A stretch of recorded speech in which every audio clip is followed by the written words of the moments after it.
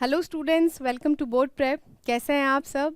I hope you are doing fine. And आज हम start करने वाले हैं long answer type questions of the chapter from the diary of Anne Frank. Alright, और इस chapter के proper explanation, summary and all that we have seen in the previous lectures. और आज हम करने वाले हैं long answer type questions. Alright, तो पहला क्वेश्चन देखते हैं। Why did Anne believe she could trust her diary with her thoughts more than she could trust people? Anne जो है वो एक 13-year-old बच्ची हैं जिनको क्या है, उनको ऐसा लगता है कि उनके आसपास वाले लोग उनके थॉट्स को नहीं समझेंगे, and that is why she thinks कि उनकी जो डायरी है वो उनको ज़्यादा समझ पाएगी rather than the people around her. Alright, so example answer देखते हैं। Anne Frank did not have a real friend she could talk to about how she felt. तो क्या था, उनके पास एक रियल फ्रेंड नहीं थी, जिनको मतलब रियल फ्रेंड से मतलब है ऐसे तो जान पहचान के उनके आसपास काफ़ी लोग थे, लेकिन उनको ऐसा लगता था कि जो वो एक्चुअल में फील करती हैं वो किसी से डिस्कस नहीं कर पाती। Even though she spent time with her friends, she couldn't share her thoughts and feelings with them. और जो उनके एक्चुअल में वहाँ पे फ्रेंड्स थे उनके साथ में वो टाइम तो स्पेंड करती थी, लेकिन वो उनसे क्या है बहुत ऊपरी तौर की बातें कर पाती थी, लाइक ऑर्डिनरी चीज़ों के बारे में। ठीक है, जो एक्चुअल में वो फील करती थी उनसे वो बातें नहीं शेयर कर पाती थी। When she got her diary, she decided to tell it everything because she thought nobody would care enough about her thoughts. और जैसे ही उनको 13th बर्थडे पे क्या हुआ, एज अ प्रेजेंट एक डायरी मिली, तो उन्होंने उस डायरी को अपना बेस्ट फ्रेंड माना और उसी डिसाइड किया कि वो उसी से सारे अपने थॉट्स वो शेयर करेंगी। And she will not and she was not also planning कि वो डायरी किसी को पढ़ने को देंगी। और उनको साथ में ये भी लगता था कि क्या एक्चुअल में कोई 13-year-old बच्चे की डायरी पढ़ने में कोई इंटरेस्टेड क्यों ही होगा, right?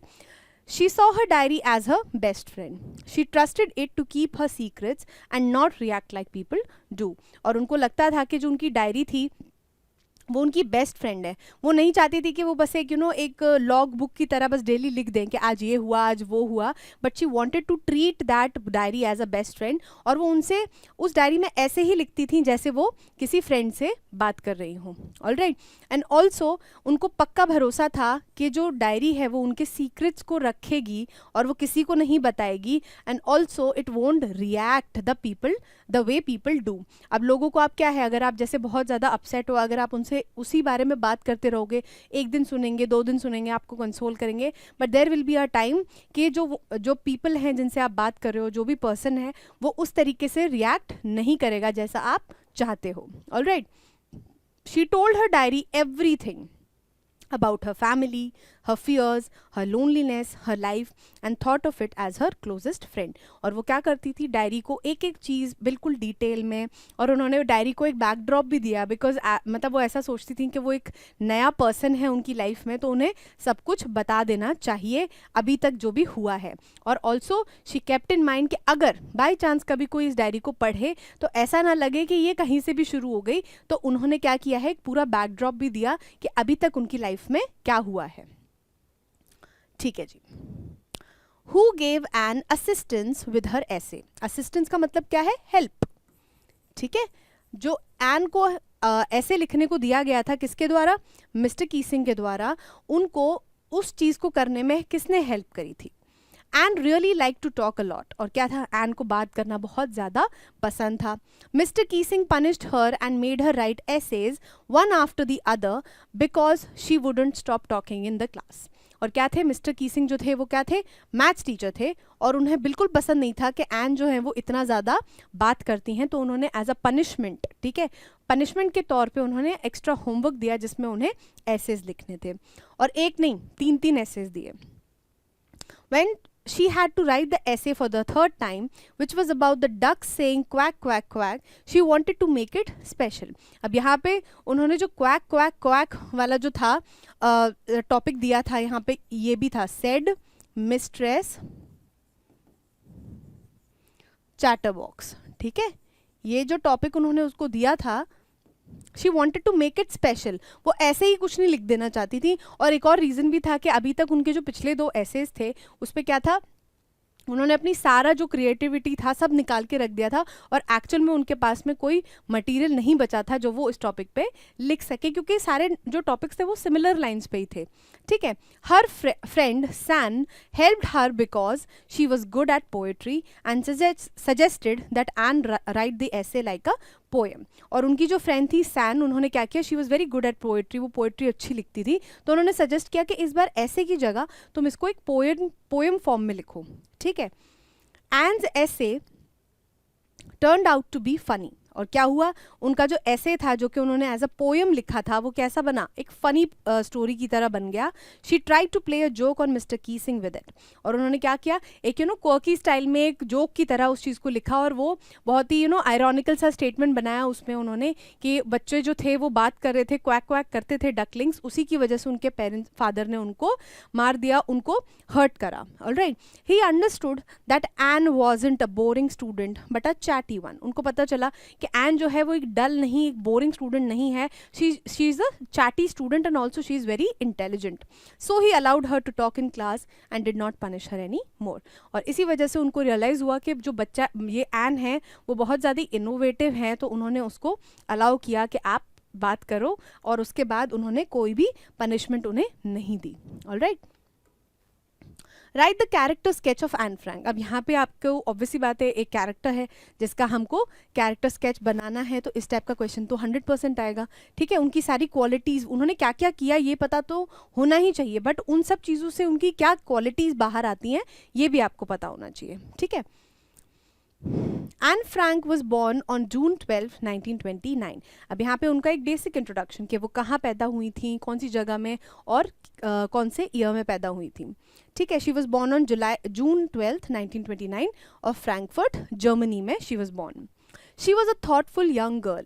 Even though she had loving parents, an older sister and 30 other people around her, she sometimes felt lonely. उनकी फैमिली में उनके मम्मी पापा थे, उनकी बड़ी सिस्टर थी और 30 और भी लोग थे उनके आसपास, बट फिर भी उनको कई बार बहुत अकेला फील होता था. She used to feel very alone and lonely. When she was 4 years old, her father went to Holland. जब वो 4 साल की हुई उनके फादर कहाँ चले गए, वो एमिग्रेट कर गए हॉलैंड में. Anne was very smart but couldn't share her deepest thoughts and feelings with her friends. और Anne वैसे तो she was very smart but वो बहुत ज़्यादा अपनी जो feelings थी, जो actual feelings थी, वो किसी से भी share नहीं कर पाती थी. और ऐसा क्यों होता था? क्योंकि because she did not think they would understand why she wanted to keep a diary. और ऐसा उन्हें लगता था कि उनकी जो फ्रेंड्स हैं वो कभी समझ नहीं पाएंगे कि एक 13 साल की बच्ची को एक डायरी रखने की क्या ज़रूरत पड़ रही है. She was caring and loved her father deeply. और उनका एक और जो साइड था वो क्या था, that she was very caring, और उनको अपने फादर से बहुत ज़्यादा प्यार था, वो उनको बहुत ज़्यादा एडमायर भी करती थी. She also cherish the memory of her grand mother even after the grand mother had passed away. और वो क्या करती थी, अपने ग्रैंड मदर की जो मेमोरीज थी उनको चेरिश, मतलब बहुत संभाल के रखती थी अपने दिमाग में, अपने दिल में. And she had a lot of loving respect for her. और जब वो उनकी grand mother she passed away, वो चली गई बिकॉज ऑफ इलनेस, उसके बाद भी क्या था, वो उनको बहुत प्यार करती थी, उनको याद करती थी. और इवन अपने बर्थडे पे क्या था, उन्होंने एक कैंडल भी जलाई थी उनकी याद में. ठीक है, so this was the character sketch for Anne Frank. And seemed older than her age. अब उनकी थोड़ी पर्सनल ट्रेट्स की बात हो रही है. ये तो उनकी फैमिली मेम्बर्स की तरफ उनका जो बिहेवियर था वो था, या फिर आउटवर्ड लाइक जो भी उनके अराउंड पीपल थे उनके तरफ उनका कैसा बिहेवियर था. अब ये उनका पर्सनल है. And seemed older than her age because she knew that most people wouldn't have time to read the thoughts of a 13-year-old like her. मतलब वो इतनी स्मार्ट थी, वो अपनी एज से आगे चीज़ें सोचती थी. कैसे कि उन्होंने ये भी सोच लिया कि 13-year-old मेरे जितने छोटे बच्चे की डायरी शायद ही कोई आगे जाके इंटरेस्टेड होगा. Paper is more patient than people. इस तरीके के थॉट्स उनके दिमाग में आते थे. तो इससे हमें पता चलता है that she was a very mature person for her age. This made it hard for her to open up to her friends. और इसी मच्योरिटी, इसी इंटेलिजेंस के चलते उनके जो फ्रेंड्स थे वो क्या थे, वो उतना ज़्यादा इमोशनली मच्योर नहीं थे कि वो उनसे बाकी सारी चीज़ें डिस्कस कर पाती. And talked a lot and often got in trouble with her maths teacher.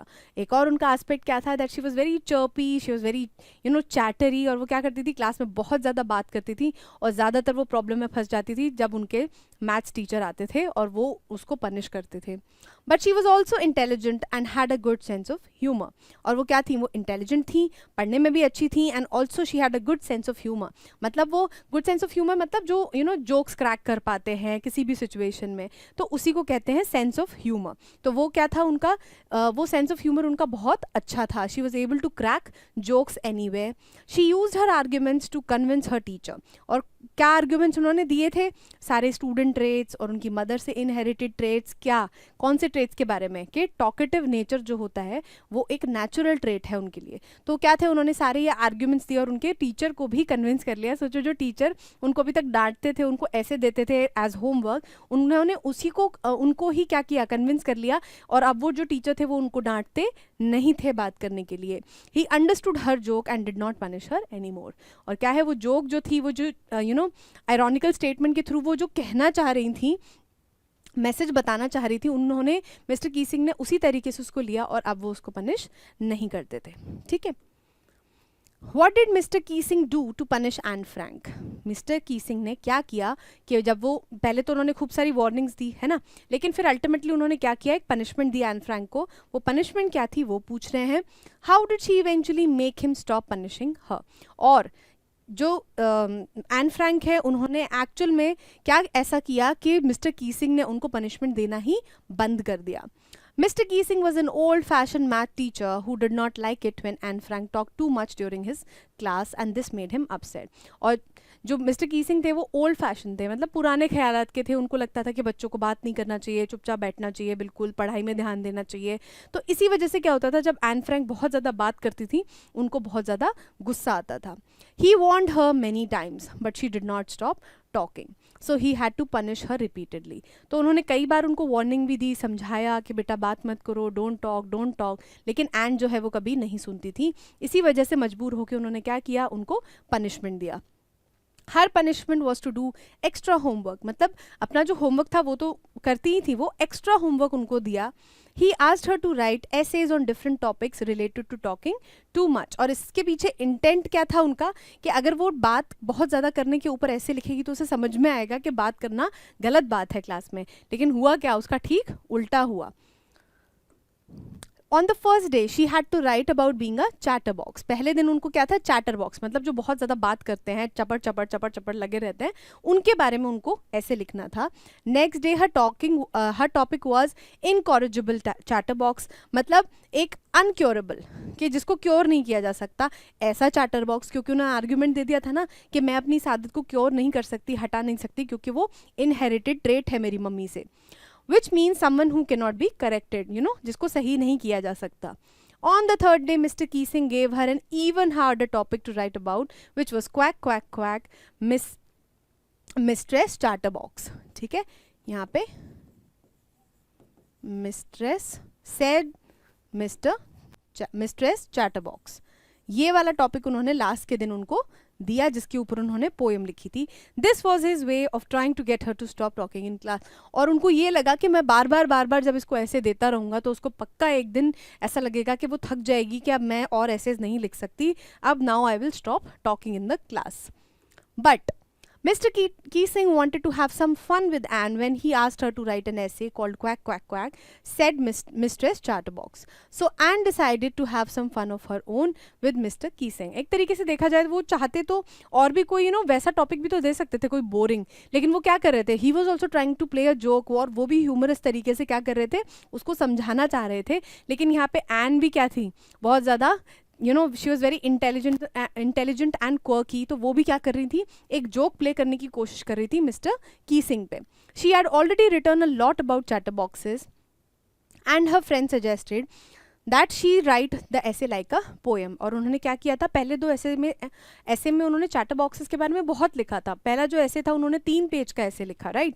और सेकंड वाले में फिर उन्होंने इनकॉरिजिबल चैटर बॉक्सेस पे लिखा. तो अब क्या था, उनके पास मटेरियल भी खत्म हो गया था. तो इसीलिए उनके फ्रेंड ने सजेस्ट किया कि अब जो तुम नया पोएम ऐसे लिखोगी उसको एक वर्स की तरह लिखो, इसको एक पोएम की तरह लिखो. So she wrote a poem about a mother duck and a father swan with 3 baby ducklings. The father duck got, एक तो duck कहाँ से आ गया यहाँ पे, swan, ठीक है, got so angry and hurt the baby ducklings because they quacked too much. और क्या हुआ कि जो ducklings थे उनको hurt कर दिया, उनको he killed them by beating them. क्यों? क्योंकि वो बहुत ज़्यादा आवाज़ कर रहे थे, बहुत ज़्यादा चिल्ला रहे थे, क्वैक कर रहे थे. Mr. Keesing understood that Anne was playing a joke on him and took it in a good way. और उन्होंने इस चीज़ को ऐसे नेगेटिवली नहीं लिया, उन्होंने ऐसे समझा कि जो एन है वो भी एक मजाक के तौर पे ही मुझे एक अपना मैसेज देना चाह रही हैं, और उन्होंने उससे कोई भी बिल्कुल ऑफेंस नहीं लिया.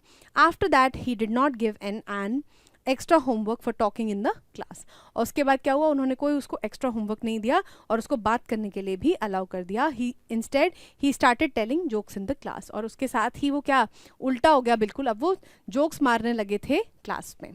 ठीक है, next, paper has more patience than people.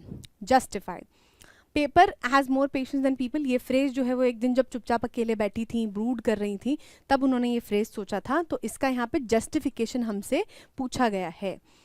Anne thinks that most people are too busy with their own problems to care about someone else's life. अब यहाँ पे वो इससे क्या जताना चाह रही हैं, क्या बताना चाह रही हैं कि अगर हम किसी से अपनी प्रॉब्लम्स के बारे में बात करना चाहते हैं तो देर इज़ अ लिमिट, है ना. एक लिमिट तक ही कोई सुनेगा, या तो कोई सुनेगा ही नहीं. क्यों, ऐसा क्या रीज़न है, इसकी वजह क्या है कि लोग जो होते हैं वो एक्चुअल में खुद में ही इतने ज़्यादा इन्वॉल्व होते हैं, उनके पास अपनी ही प्रॉब्लम्स इतनी ज़्यादा होती हैं दैट वो दूसरों की प्रॉब्लम्स को ध्यान नहीं देना चाहते. So it's difficult to find someone who would give importance to her diary. यहाँ पे आप डायरी एंड थॉट्स लिख सकते हो. ठीक है, तो वो क्या सोचती हैं कि पेपर के अगेंस्ट मेरे को और कोई नहीं मिलेगा, मतलब पेपर के अलावा मुझे और कोई नहीं दिखता जिनसे मैं अपने सारे थॉट्स शेयर कर सकूं और जो मेरी चीज़ें समझेंगे. Alright, when we talk to people about our problems they often get bored and lose patience. और जब हम किसी से अपनी, जैसे आप कभी कहीं जाओ और आपके कोई फ्रेंड्स मिले और आप बहुत ज़्यादा चेयरफुल बातें कर रहे हो, आप अपने एक्सपीरियंसेस बता रहे हो कि मैं वहाँ घूमने गई थी, मैंने ये किया, मैंने वो किया, people will be interested and they will be telling their stories as well. लेकिन यही आपने अपनी कोई प्रॉब्लम स्टार्ट कर दी, कुछ टाइम सुनेंगे, 10 मिनट, 15 मिनट, आधा घंटा, थोड़ी देर बाद आपने फिर वही चीज़ स्टार्ट कर दी. सो nobody is going to listen to that. और सब क्या करेंगे, पेशेंस अपना लूज कर देंगे और बोल ही देंगे आपको कि यार बस हो गया, अब आप इस बारे में बात मत करो. But when we write down our feelings and thoughts on paper, we can do it for as long as we want without worrying about the others, how they will react. लेकिन जब हम पेपर पे लिखते हैं इस चीज़ को, ठीक है, अपने थॉट्स को, अपनी फीलिंग्स को, एक्चुअल फीलिंग्स को, तो पेपर जो है वो कभी उल्टा पलट के आपको जवाब नहीं देगा, वो रिएक्ट नहीं करेगा. और इस तरीके से तो बिल्कुल रिएक्ट नहीं करेगा कि बस अब लिखना बंद कर दो. Alright, we can share both are happy and sad feelings without the paper getting bored और स्टॉपिंग अस. हम अपनी सैड और या फिर हैप्पी जैसी भी फीलिंग्स हैं उनको हम एक्सप्रेस कर सकते हैं, पेपर हमें नहीं रोकेगा. It's like having a true friend who keeps our secrets and patiently listens to us. और ये कैसा है, ये एक ऐसे फ्रेंड के जैसा है जैसा वो चाहती थी स्टार्टिंग से एक उनको फ्रेंड मिले. वो ये जो डायरी है वो उसी फ्रेंड के जैसी है जो चुपचाप बैठ के आपकी प्रॉब्लम्स के बारे में सुनता है. and believes that paper has more patience than people do. और इन्हीं सारे रीजंस की वजह से उन्हें क्या लगता है कि जो पेपर है उसके पास ज़्यादा पेशेंस होता है लोगों से. ठीक है, next, from the diary of Anne Frank, throw light on teacher student relationship, class atmosphere and discipline. अब इस स्टोरी के थ्रू हमें बताना है कि जो टीचर और स्टूडेंट्स का आसपास आपस का रिलेशन होता है और जो क्लास का एनवायरनमेंट होता है और डिसिप्लिन, इन सब चीज़ों पे हमें अपने थॉट्स को लिखने के लिए बोला गया है. Anne Frank's diary gives us insights into the relationship between teachers and students, the class environment and discipline. क्या है, हमें insights मतलब एक pointers देते हैं जिनके बारे में हम सोच सकते हैं. ठीक है, pointers to think about. किस किस के बारे में, ये तीनों चीज़ों के बारे में. ठीक है, टीचर्स और स्टूडेंट्स के रिलेशन, क्लास का एनवायरनमेंट और डिसिप्लिन. कैसे देते हैं, इन हर diary we can see that how teacher student relationship works. अब हमें यहाँ पे एक बहुत अच्छा एग्जाम्पल देखने को मिला कि जो टीचर और स्टूडेंट हैं उनके बीच में कैसा रिलेशनशिप होना चाहिए. इन Anne's case, her maths teacher Mr. Keesing punished her for talking too much in the class by assigning essays as a form of learning and in disguise. Disguise का मतलब क्या होता है जैसे आप अंदर कुछ और हो और आपने कोई ड्रेसअप कर लिया और आपने अपनी एक्चुअल आइडेंटिटी हटा ली, छुपा ली, ठीक है। तो यहाँ पे वही चीज़ हो रही है कि उन्होंने ये सोचा कि वो आगे जाके कुछ चीज़ें भी सीख जाएगी ऐसे लिखते हुए, और वो बात करना बंद कर देगी, और इसको डिस्गाइज किस फॉर्म में किया उन्होंने, होमवर्क के तौर पर डिस्गाइज कर दिया। कैसा देखने में लग रहा है कि उसको होमवर्क दिया जा रहा है, पनिशमेंट दी जा रही है, लेकिन एक्चुअल में वो क्या कर रहे हैं, उसको सिखाने में हेल्प कर रहे हैं, ऐसी चीज़ें जो आगे जाके उनके हिसाब से उसे हेल्प करेंगी, ठीक है। He did this to help her focus on her studies. और ऐसा उन्होंने क्यों किया, ताकि वो चाहते थे कि वो बात करना कम कर दे और अपनी पढ़ाई पे ज़्यादा ध्यान दे। And it was not a punishment meant to harm her. और ये ऐसी पनिशमेंट नहीं थी जिससे उसको कोई तकलीफ होती। देखा जाए तो हम मतलब जैसे टीचर्स यूजुअली क्या होता है, कई बार हमने देखा है वो अननेसेसरीली छोटी छोटी बातों पे बच्चों को पीट देते हैं, मार देते हैं। उस बात का कोई सोल्यूशन नहीं है, राइट। अगर आप उस बच्चे को समझाओगे नहीं, उसको अपनी गलती समझ नहीं आएगी और उसको खुद टाइम नहीं दोगे इन सब चीज़ों को प्रोसेस करने का, तो उस पनिशमेंट का कोई फ़ायदा नहीं है, बच्चा कुछ भी नहीं सीखेगा। Alright, This relationship between teacher and student is portrayed as respectful and important. और ये जो relationship मैथ्स टीचर मिस्टर कीसिंग और एन के बीच में था, वो कैसा था, रिस्पेक्टफुल था, दोनों एक दूसरे की ह्यूमर को रिस्पेक्ट करते थे, ओपिनियंस को रिस्पेक्ट करते थे, और इम्पॉर्टेंट भी था कि इसी तरीके का क्वर्की रिलेशनशिप होना चाहिए, तभी जो है वो बच्चे मतलब उनका लर्निंग प्रोसेस और इन्हांस हो जाएगा। It involves maintaining discipline and good behavior in the classroom. और क्या था, मिस्टर कीसिंग बेसिकली उनको बात करने के लिए रोकते थे, तो क्या चाहते थे कि क्लास का एनवायरनमेंट अच्छा बना रहे, आप बात मत करो, डिसिप्लिन मेंटेन रहे, है ना, which is crucial for both students and teachers. Without discipline teaching and learning can be disrupted. मतलब अगर डिसिप्लिन नहीं है, बच्चे आपड़ तापड़ भागे जा रहे हैं और 10 बच्चे चिल्ला चिल्ला के आपस में बात कर रहे हैं, तो इस तरीके से कभी लर्निंग हो पाएगी क्या, बच्चे कभी कुछ सीख पाएंगे? नहीं, ऐसा कुछ भी नहीं होगा। In the diary we also see how Mr. Keesing and Anne Frank engaged in friendly jokes with each other in a humorous and healthy way.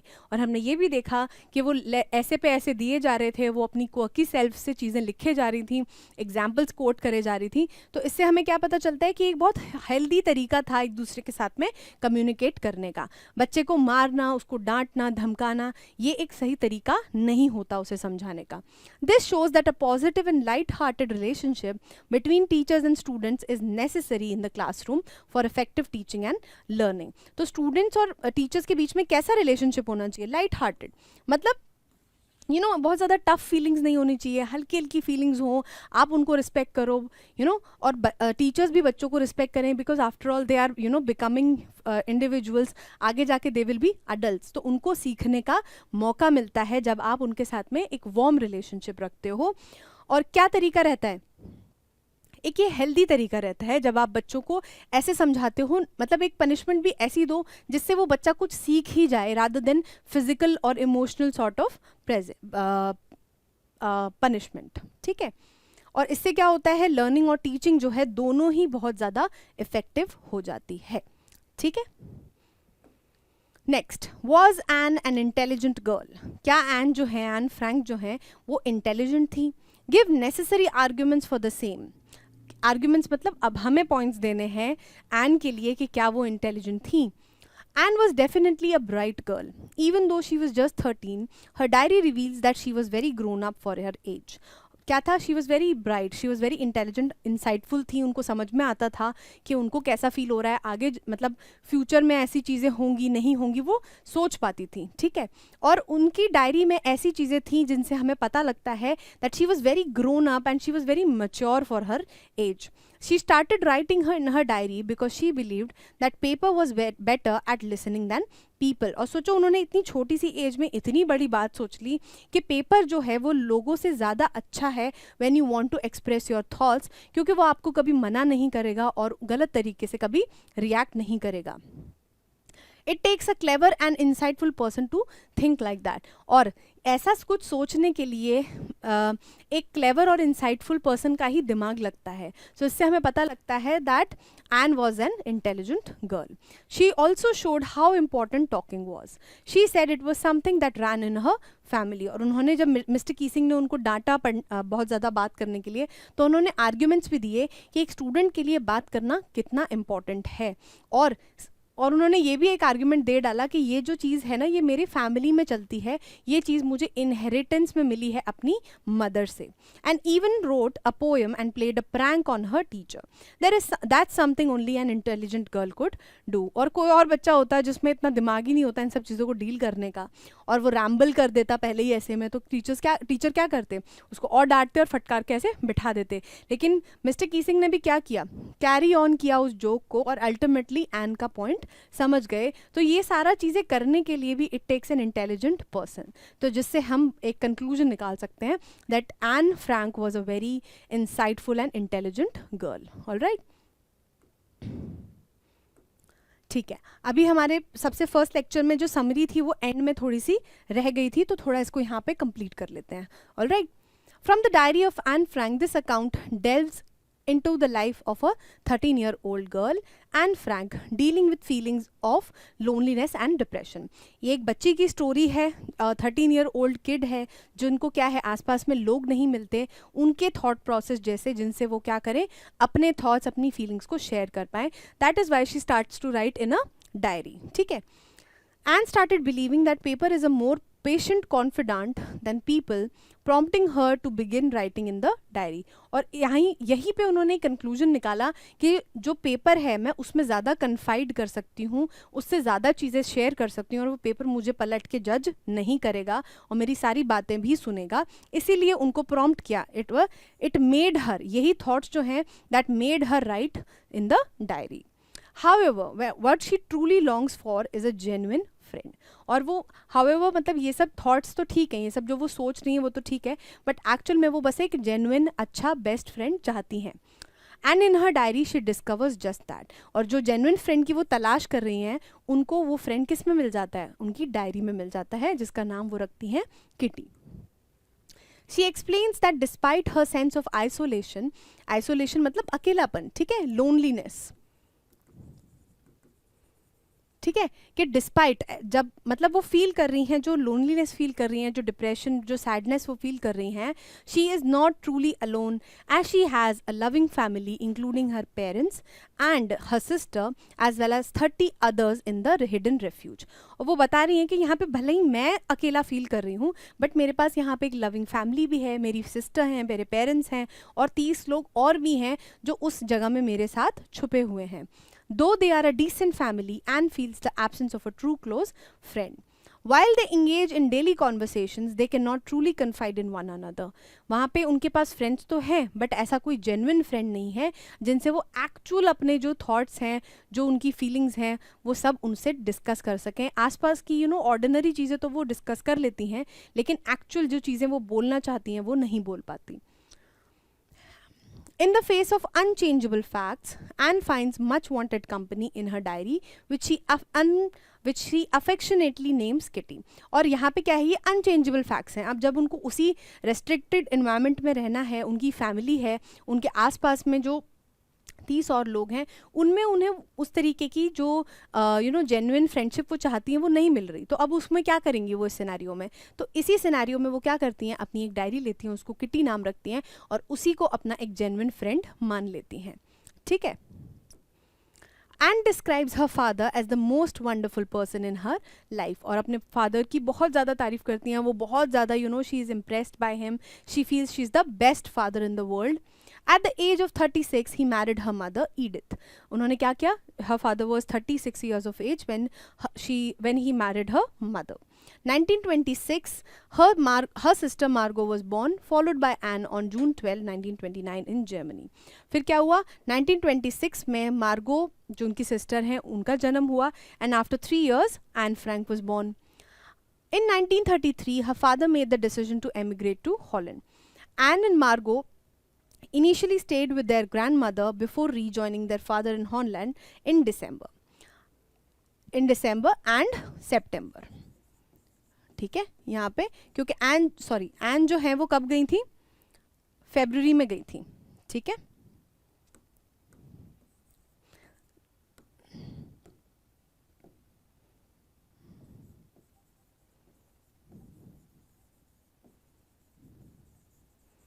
ठीक है.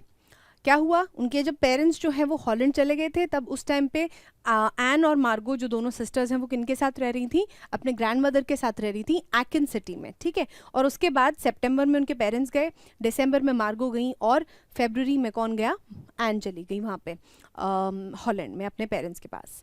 N began attending the Montessori school in the 6th grade. और Montessori school क्या होता है, एक ऐसा school जहाँ पे ऐसे करिकुलम वाइज और किताबें नहीं पढ़ते, एक्टिविटी बेस्ड जो होती हैं वहाँ पे सिखाई जाती हैं, ठीक है, चीज़ें।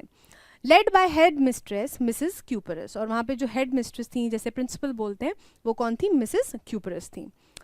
The year concluded with a farewell event marked by tearful goodbyes to the headmistress. और जब उन्होंने अपना पूरा टेन्योर पूरा किया वहाँ पे, बहुत ज़्यादा इमोशनल हो गई थी because she was so attached with the head mistress Mrs cuprous. All right, next, Anne had a deep affection for her grandmother, who fell ill during the summer of 1941. Despite undergoing surgery, her grandmother passed away in January 1942. और जो N थी वो अपनी grandmother से भी बहुत ज़्यादा close थी, वो उनको बहुत प्यार करती थी, और जो ग्रैंडमदर थी वो बीमार पड़ गई थी, उनका ऑपरेशन भी हुआ, but even then she passed away in 1942, ठीक है।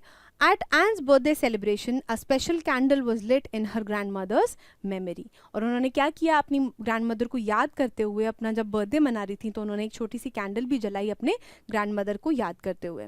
Anne, in her dedicated commitment to her diary, noted on a Saturday, June 20, 1942, that all 4 family members were in good health. और जो डायरी एंट्री उन्होंने कब करी, जून 20, 1942 को उन्होंने करी थी, उसमें उन्होंने बताया कि उनके जो चारों फैमिली मेम्बर्स हैं वो बहुत अभी हेल्दी हैं एंड वो बहुत अच्छे से रह रहे हैं। अब यहाँ पे उन्होंने स्कूल की भी बात करी थी। The school where she studied had 9 teachers including Mr Keesing, who taught mathematics. Mr. Keesing was often annoyed by Anne's talkative nature, assigning her extra tasks to write an essay on the topic of a chatterbox. और क्या था, N क्योंकि उस school में बहुत ज़्यादा class में बात करती रहती थी, जो मिस्टर कीसिंग मैथ टीचर थे वो उनको पनिश करते थे, कैसे, ऐसे दे के, और ऐसे के टॉपिक्स क्या होते थे, चैटर बॉक्स के अराउंड ही होते थे, मतलब अ टॉकेटिव पर्सन के अराउंड ही होते थे। As she worked on the assignment an idea struck her, and she wrote that while she would strive to control her talkativeness, curing this inherited trait seemed impossible. उन्होंने क्या किया, जब उन्होंने अपना पहला ऐसे लिखा, उनको एक आइडिया आया कि मैं ये बताती हूँ कि वैसे तो मैं कंट्रोल करने की पूरी कोशिश करूँगी इस ट्रेट को, लेकिन ये जो है ये एक जेनेटिक ट्रेट है, ये एक इनहेरिटेड ट्रेट है जो अपनी मम्मी से उन्हें मिला है और उसको वो क्योर नहीं कर सकती, ठीक है। Mr. Keesing found her arguments amusing and gave her another essay, dubbing her incorrigible chatterbox. अब उन्होंने क्या किया कि एक अनक्योरेबल चैटरबॉक्स पे बता दिया कि जिसे क्योर नहीं किया जा सकता, जो उन्होंने एन फ्रैंक ने अपना पॉइंट बनाया था पहले ऐसे में, उसी को यूज़ करके उन्होंने नेक्स्ट ऐसे का टॉपिक दे दिया। Next day Anne had to hand in her essay to Mr. Keesing. She had already completed 2 lessons successfully. 2 lesson उन्होंने अच्छे से complete कर दिए थे। However, during the 3rd lesson, her teacher, Mistress Chatterbox, asked her to write about quack quack quack as a kind of punishment because Anne had been talking in the class. अब यहाँ पे थोड़ा सा हमारा misprint हो गया है कि जो हर टीचर यहाँ पे यहाँ आना चाहिए एंड मिस्ट्रेस चैटरबॉक्स नहीं, हर टीचर मिस्टर कीसिंग जो थे उन्होंने क्या किया,